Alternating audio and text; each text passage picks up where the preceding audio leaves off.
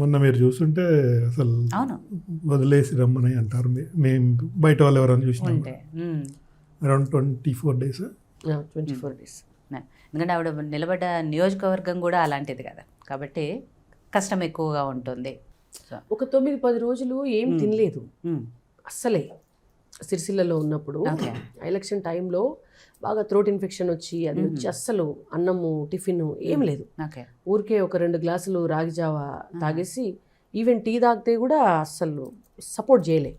టైంకి ఏదైనా ట్యాబ్లెట్ వేసుకొని లేదంటే ఆయింట్మెంట్ పెట్టుకొని మాట్లాడడం కూడా ఆ పెయిన్ తోటే అది కంటిన్యూ చేశాను. అంతేగాని కొద్దిగా ఆ టైంలో కొంచెం వీళ్ళందరికీ బాధ అనిపించింది, ఎందుకు ఇదంతా తిండి కూడా తినకుండా ఎందుకు అని అనిపిస్తుంది కదా.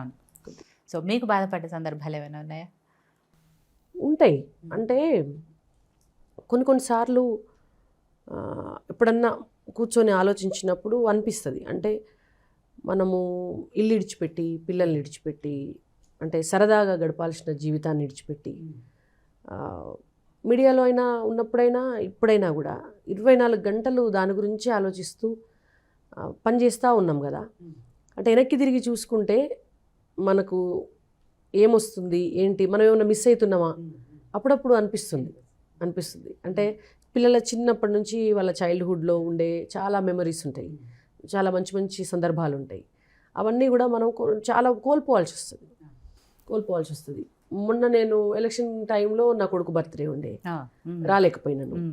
అంతకుముందు ఒకసారి కూడా వాడి బర్త్డే రోజే, వాడు ఇంకప్పుడు చిన్నోడు, నేను ఫస్ట్ కొత్తలో పాలిటిక్స్లోకి వచ్చినప్పుడు ఆ రోజు కూడా పార్టీ ఆఫీస్లో ఏదో మీటింగ్ ఉండే. ఆ రోజు కూడా రాత్రి 9 గంటలు నేను కాదు వేరే వాళ్ళ జాయినింగ్ కోసం నేను వెళ్ళాల్సి వచ్చింది. అక్కడే ఉండాల్సి వచ్చింది రాత్రి 9-9:30 వరకు. అంటే కొన్ని సందర్భాలు ఏంటంటే ఇట్లాంటి సిచ్యువేషన్స్ ఉన్నప్పుడు కొంచెం మనకు హర్ట్ అవుతాం.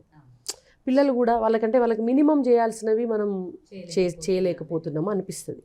వాళ్ళకేవో చిన్న చిన్న కోరికలు ఉంటాయి. ఈ టైంకి మా అమ్మ కూడా మాతో ఉండాలి అని. ఇప్పుడు వాళ్ళు ఏదో ఈవెంట్స్ కాలనీలో జరుగుతూ ఉంటాయి, అందరి పేరెంట్స్ వస్తారు, అందరి అమ్మలు వస్తారు, మనం కూడా ఎంబడి ఉంటే వాళ్ళకి సంతోషం అంతే, వాళ్ళకి అదే కదా సంతోషం అంతే. ఆడ ఫెస్టివల్స్ అవుతూ ఉంటాయి, ఆ టైంలో అందరి పేరెంట్స్ ఉన్నప్పుడు మా అమ్మ కూడా నా ఎంబడి ఉంటే బాగుండు అని వాళ్ళు అనుకుంటారు. సో ఇట్లాంటివన్నీ కూడా కొన్ని మిస్ అవుతుంటాము.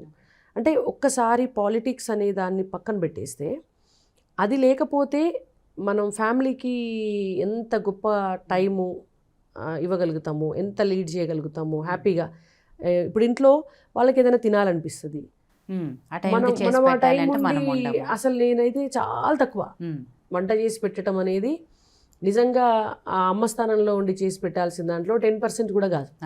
10% సునీల్ గారికి కూడా చేసి పెట్టే టైం అంతే లేదు. ఎప్పుడు కూడా నేను పెద్దగా వంట చేసి పెట్టి ఎందుకో నాకు ఆ సమయం సహకరించలే. చేయకూడదని కాదు, నాకు ఇష్టం. వాస్తవంగా ఏంటంటే నాకు నిజంగా నేను పీస్ఫుల్గా ఉండి నాకు ఏమీ బాధరబంది లేకపోతే ప్రశాంతంగా మంచిగా ఇంట్లో ఉండి కూడా కరోనా టైంలో చేసిన.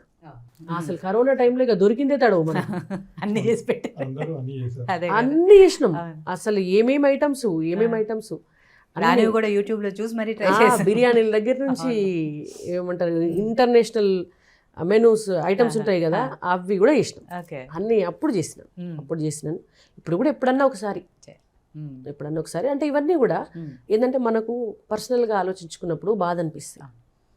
చిన్నవి కూడా మిస్ అయ్యాము అనిపిస్తుంది. అది మన బాధ్యత కూడా కదా. ఇప్పుడు తల్లిగా అది నా బాధ్యత. నేను నా పిల్లలకైతే వండి పెట్టుకోవాలి, ఇప్పుడు నా భర్తకైతే నేను వండి పెట్టుకోవాలి.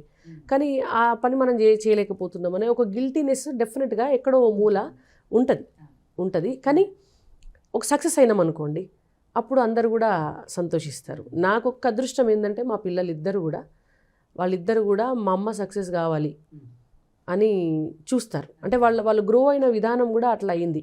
మొన్న కూడా నా కొడుక్కి నేను పోయేటప్పుడు, వాడు చిన్నోడు, పాప డెహ్రాడూన్లో ఉంది, తను ఇక్కడ లేదు. సో వాడు ఒక్కడే ఉండాలి. అంటే తను ఉంటారు కానీ పిల్లలైతే మిస్ అవుతారు కదా, వాడు ఒక్కడే ఉన్న ఫీలింగ్ వస్తుంది కదా తనకి.